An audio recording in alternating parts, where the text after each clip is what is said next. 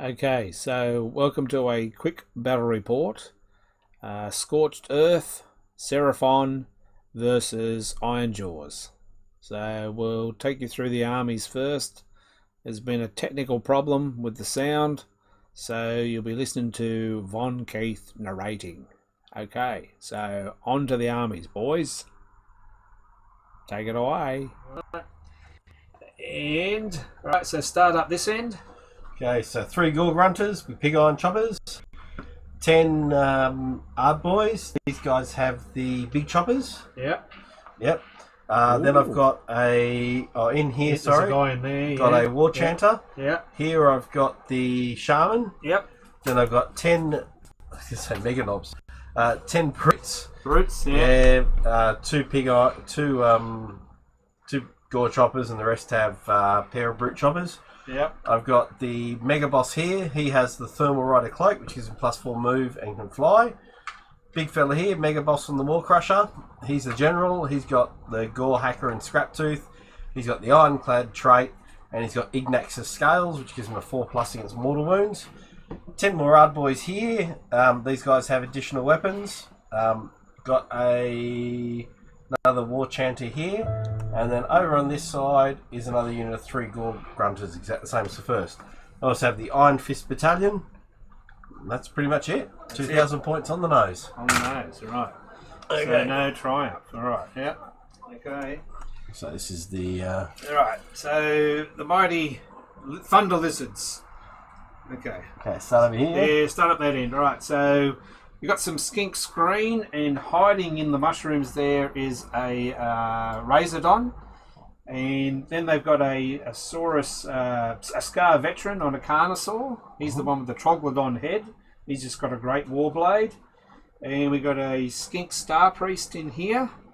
And then there's the General, the Saurus Old Blood. He's the War Leader guy, so he gets a 5+, he gets an extra command point, and he's got the Doppelganger Cloak. So yes, I know it's only 1 use only, but I thought I'd try it. Then we've got the Dread Saurian making its debut. It's a little conversion there with a little skink riding on top. In between them, there's another Razordon there just to get in the way. A Scar Veteran with a Dimensional Blade, so he's got -3 rend on his attacks, main attacks there. Another screen of skinks. Another screen of skinks, and another little Razordon on that objective. And that's it, and I am 2,000 points on the nose as well. So that's it. Oh, also I forgot my trick. hiding up in the sky. Yep. Can you see them? Right, flying around in the sky are some Ripidactyls. So they're going to swoop down with the Shadow Strike Star Host. All right, so that's them. So they're hiding in the sky. There's 6 of those. So that's the little surprise. Okay. Yeah. So, don't tell anyone, don't Keith. tell anyone about that.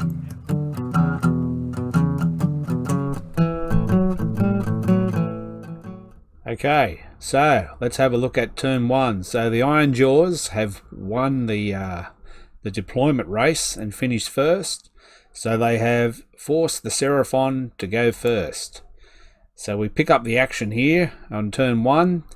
Lords of Space and Time and a Razordon has been teleported up to here to have a little pot shot at some Gore Grunters up in that corner. So the rest of the turn is pretty uneventful. That Razordon eventually had a bit of a shot at those Gore Grunters and did a few wounds. Tried to charge, but that would have been a suicide mission. These skinks are just going to form a screen for that Carnosaur. And then in the middle, some other skinks are going to form a little screen for the Dread Saurian and the other Carnosaurs and a Razordon.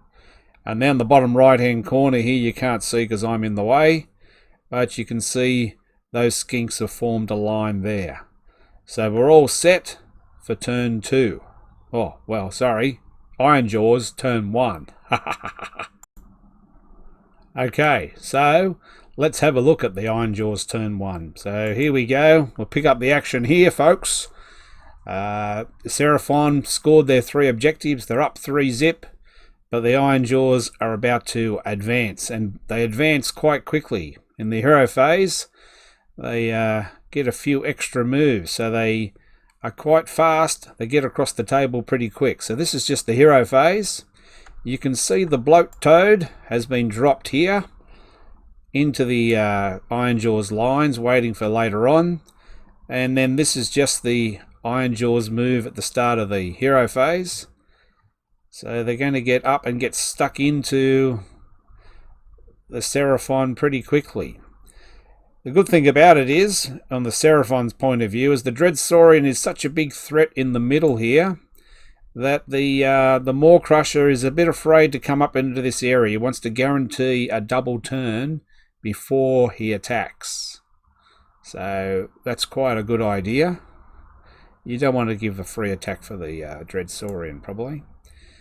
So you can see here these hard boys are going to come in and attack these skinks, and they'll take out those skinks quite easily. Alright, so they're going to come in, there's a charge, and those skinks are going to cop it. So all 10 skinks will die, and then those gore grunters up the top there, just above my head, they're going to come in there and try and kill that Razordon, but leave the Razordon alive on 1 wound. The Razordon failed his stand and shoot. So those Orky boys take out those skinks with ease. And that sort of sums up the IronJawz turn 1. Plenty of dice there. And lots, look at that roll, that's pretty good. Try and save that skinks. No, we're just going to pick up those skinks. And they didn't have the shields, they've got the little clubs, so they don't have the shields that ignore the Ren 1 business. And the funny thing was that those Gore Grunters couldn't take out that Razordon. He's quite a tough little guy in the terrain. And so he survived with 1 wound. So it's all tied up at the end of turn 1.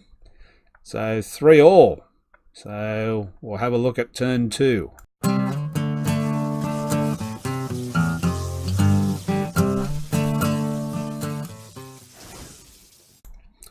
Okay, so let's have a look at the priority roll for turn 2.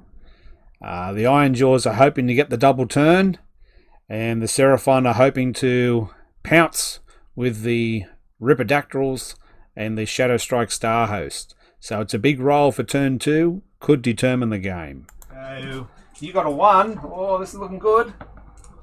Oh, I win because you were going for the double. Yeah. Oh, thank God for that. Wow, there you go. Stop rolling okay, ones. so the Serpahon hang on to the turn priority, there's no endless spells and they're going to go. Yeah. Alright, so we pick up the action here, and turn 2, the Serpahon are going to Lords of Space and Time and maybe drop a Razordon there, so they drop a Razordon on the other far objectives to try and take out some Gore Grunters that are lurking around their home objective up there. So a Razordon got dropped up here behind the scoreboard. You can't see it right now. And then this little Razordon over here is going to retreat. He wants to get out of combat. He survived that with 1 wound, so that's a good idea. Yeah, good. And this Carnosaur is going to hang around and fight. The general, the old blood, he's lining up a charge here, so he's 3 inches away. And then we're going to see an advance from those skinks to get out of the way. And the Razordon can't get through, so had to make a bit of a gap, and then the Dreadsaurian advances such a huge base. So the Serpahon are going for it. It's charges on everywhere. Alright, so we'll see if we get these charges off. Oh, here come the Ripidactyls.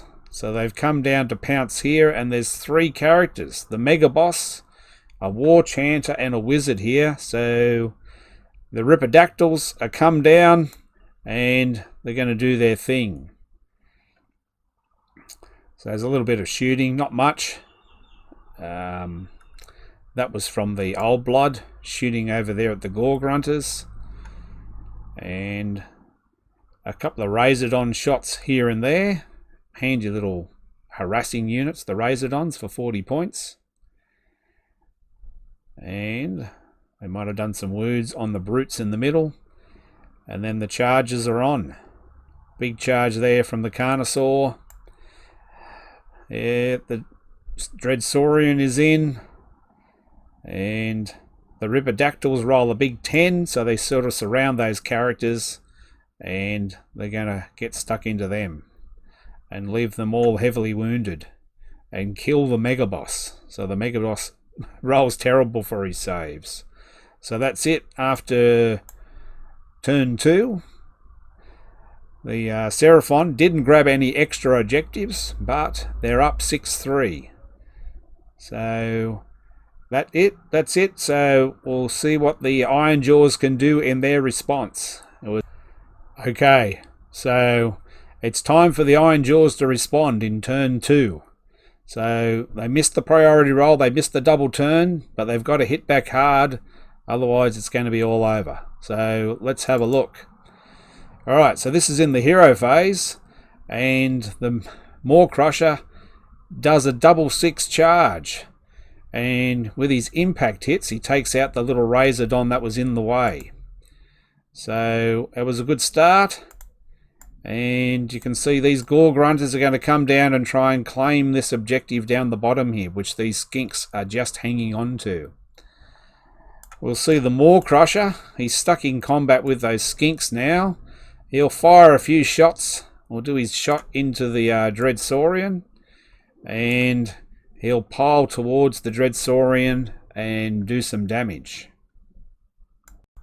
Okay, so the dust settles at the end of turn 2, and the Dreadsaurian has taken a few wounds.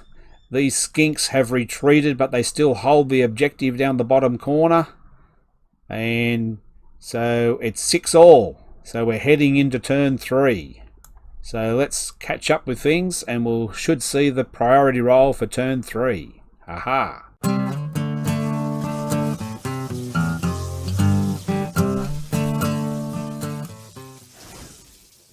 Here we go. Take it away. Roll off for turn 3. Okay. Yep. I got 3. a 2. I win. You win. Alright. I might go So, first. you might go first. Yeah. The IronJawz have the double turn. So we can see if they can make the most of it. They need to take that Dreadsaurian down, and then they can pounce on the objectives. So it's 6-all. It's time for the IronJawz to take the lead. So there's a bit of toing and froing here. Don't know where to attack. Those skinks are in trouble down here again, but they've got the option to retreat.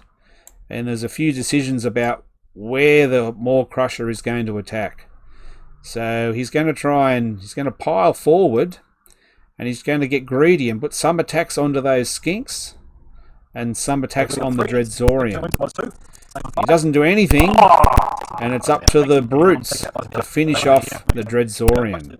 So the Maw Crusher had a big air swing, and it was finally those last 2 brutes here, the heroes, took down the Dreadsaurian. So well done to the brutes. So that pretty much wrapped up that turn, and Jeff took the lead.